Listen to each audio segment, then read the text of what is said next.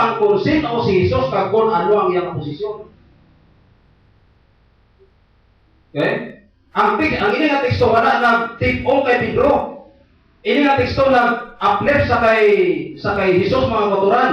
Hindi kay si Jesus ang nagtuad sa kay Pedro. Si Pedro amo ang nagtuad sa kay Jesus. Amo na kaatang mga motoran.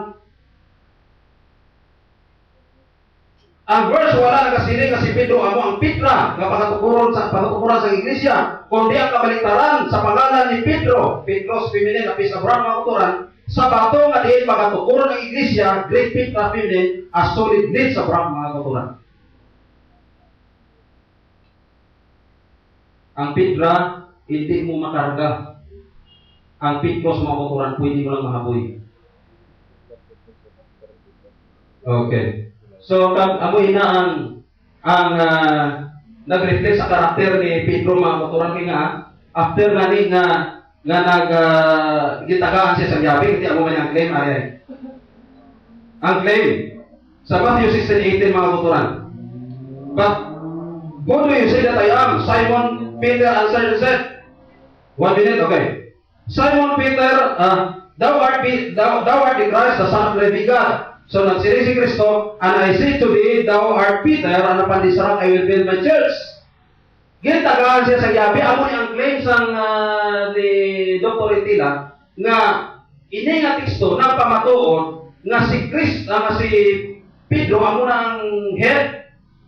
Kaya amo ni nag-promote sang papasim mga motoran. Pero after sila, sa verse 23, kinubalan siya ni Kristo nga, get behind me Satan. Masiling pa si Brother Itila nga hindi si Pedro ang ginabalan niya. Pasawan mo nga si Pedro ang ginabalan.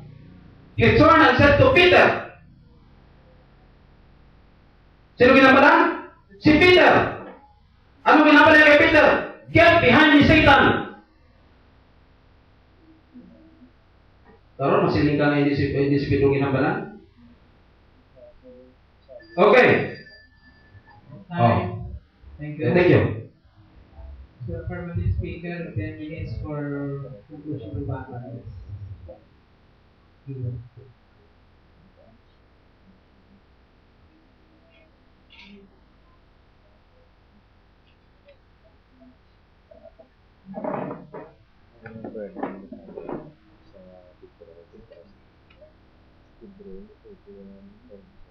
Are you ready?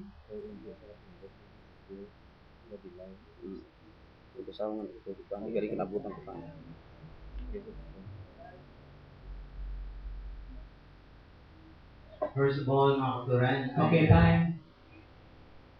First of all, I thank God for giving us this opportunity to intellectually exercise our faith.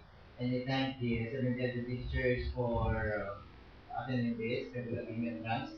Because for 2 months already, sige ang programa ni Pastor Chris Guaya sa radio at aking depapacy. So, para masolve na lang ni once and for all, naman na yung mga gidiskesan at ibutan sa 4-month date. Nga wala yan iaway, para makaklaruhan agad, mapusak agad ang mga issues nila. So, ay masatisfied this afternoon mga kapaturan nga napusak agad ang ining issue. Kaga sa halip pa kayo nakamati ko saya, why gid siya ka-prove, why gid siya nakagubak sa argumento sa Katoliko na si Peter is the head of the church in the New Testament. Wala gid siya nakagubak. Wala gid siya nakagubak sa argumento sa Old Testament nga si Moses ang leader ng the people of God. Wala man sa kagubak sa argumento nga among the priests in the Old Testament, may alam niya nga high priest. Wala man sa kagubak sa akong argumento sa Luke 22 verses 31 and 32. So, mga kapaturan na kadto naman kita sa Matthew 16, 18 to 19. Kaya gawin na siya nga magubahin na mga kapaturan. Pero, ang Matthew chapter 16, verses 13 to 17, inanagabigin sa verse 13, yung ang po si Kristo kung sinpo, siya, di ang focus na kay Kristo. Di wala siya may nakasabat sa mga apostoles. Sa nasabat ni San Pedro na nagsiling si Kristo sa siling San Pedro, you are the Messiah, the Son of the living God. siya ang naka-identify among the apostles. Mako mo na privilege sa kay Peter. That's why sa verse 17, gisiling sa Kristo, Blessed are you, Simon Bar-Jonah. Flesh and blood has not revealed this to you, but my Father in heaven.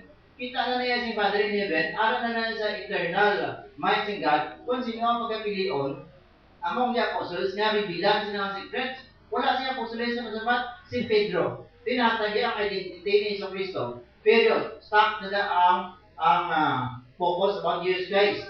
Sa verse 18, sila ni Iso Kristo, for my part, and so I declare you, Peter, for my part, you are, repeat. And so I say to you, you are Peter. Ang name niya nga Simon, gingalanan si Peter.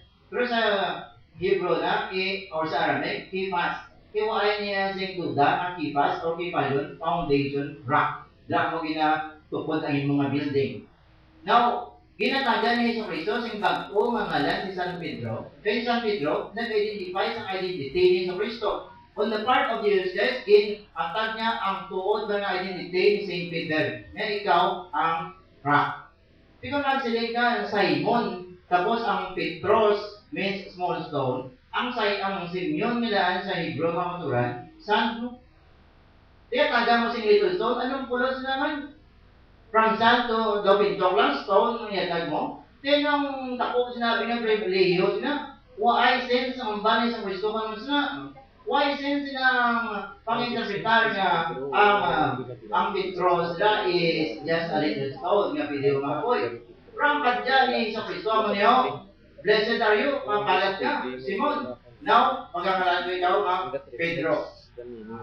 And upon this rock, ini ang Petros, Petra argument mga katuran. Inaya